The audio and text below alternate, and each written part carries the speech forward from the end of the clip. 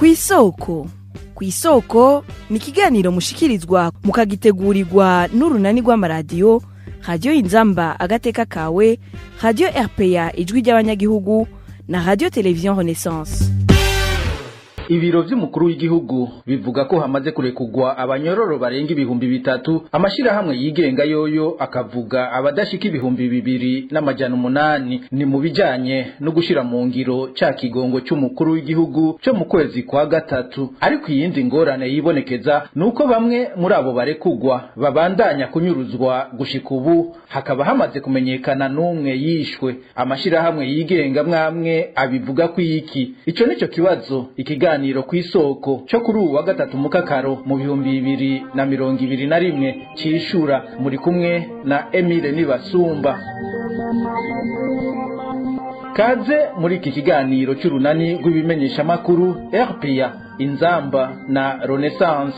Naho ryacerewe gutangura gushirwa mu ngiro itegeko rijanye n'ikigongwe c'umukuru w'igihugu ryo kuwa gatanu ntwarante mu 2021 ryatumye abanyagihugu barenga 2,500 barekugwa. Abandi barenga 2,000 begwa n'ico kigongwe bakaba bagabanirijwe umunyororo bari baciriwe. Jean-Claude Ntiburumunsi ajejwe igisata c'amategeko mw'ishirahamwe rigwanya ukuborezwa igufa ACAT Burundi amenyesha ko hari abandi banyororo bituye umugwi ubijejwe ngo barenganure. Iyindi nkuru dufise nuko muri no minsi hariho uwo mugwi wajya mugwi nyene wari washizweho kugira ngo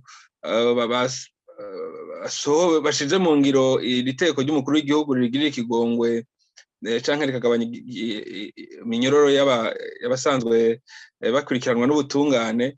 Uyo mugwi rero warasubiye gukora mu gihe uri kuriga abantu bawituye bavuga yuko nabo bari kuja mu barekugwa mugabo bakaguma mu minyororo. Rero bariko barazunguruka mu mabohero atandukanye mu gihugu. Twibaza yuko mu minsi iza gitigiri kizosubira kikiyongera. Abatari bake muri abo barekuwe bahura n'ingorane zitandukanye aho baherereye, harimwo kunyuruzwa ntibasubire kuboneka, gusubira gupfungwa hamwe no kwicwa. Umusore w'imyaka 20 Bernardin Baserukiye akaba yiciwe ku mutumba y'abako wa Kivumu wo muri komine Mugamba mu ntara ya Bururi hari ku munsi wa gatatu. Abanyagihugu bakavuga ko yishwe arashwe n'abapolisi. Urongo ishirahamwe riharanira agateka kazi na muntu n'akabafungwa APRODH Pierre Claver Mbonimpa aremeza ko bamwe mu barekuwe n'umukuru w'igihugu babangamiwe muri kino gihe. Nukuri hariho mbere n'abatashitse muhira uwo munsi baciye banyuruzwa, turabura irengero ryabo gushika n'ubu ntiturabatora. Mbere n'ubu biracyariho ku ndwi iheze ku munsi wa gatatu hariho mbere n'iradiyo yanyu yabivuze yuko hariho uwarashwe n'abapolisi kandi twasanze yahora umunyororo yari yafunzwe kubera kuko bamwagiriza ngo yakoranye n'imigwi irwana. Ubu rero baramwishe yagiye byaraheze.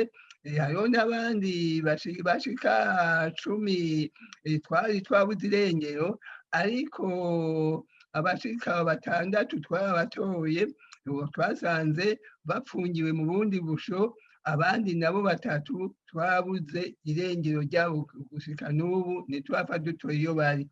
Rero uyu muntu bamunyuruje akamara indwi 2-3 ukwezi, uwo muntu akizere yuko yoba kihari twebwe tuba dufise, mugabo turacyakurikirana. Pierre Claver Mbonimpa asaba ko bakora ivyo vyaha bofatwa bagahanwa hisunzwe amategeko. Naco gituma twaciye twandika urwandiko twandikira umukuru w'igihugu tumenyesha amakungu ibiriko biraba yuko iyo ngendo yo gusubira guhohotera abanyororo bagiye ikigongwe n'umukuru w'igihugu bakanyuzwa bakicwa. Twagomba yuko umukuru w'igihugu abimenya n'amakungu abimenya, kuko icyo si cyo umukuru w'igihugu yari yabarekuriye. Twebwe tugasaba yuko rero bajya abantu bose byitwa yuko tumenya yuko ari bo babafashe, berekana iyo abo bantu bari, batabatoye batabatweretse basubire mu kibanza cyabo.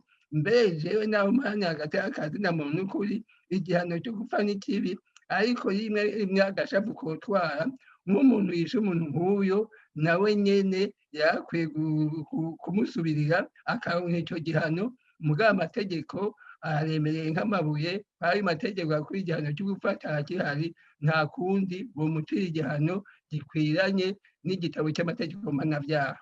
Mu bahohotera abaheruka kurekugwa n'umukuru w'igihugu hakaba harimwo abapolisi n'abakozi b'iperereza, bamwe muri bo bakaba bakorana n'imbonerakure rwagwaruka rw'umugambwe uri ku butegetsi CNDD FDD.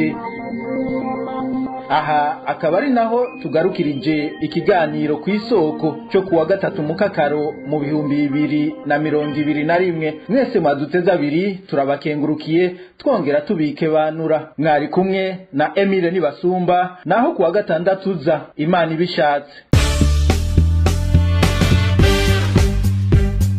Cyari ikiganiro ku isoko.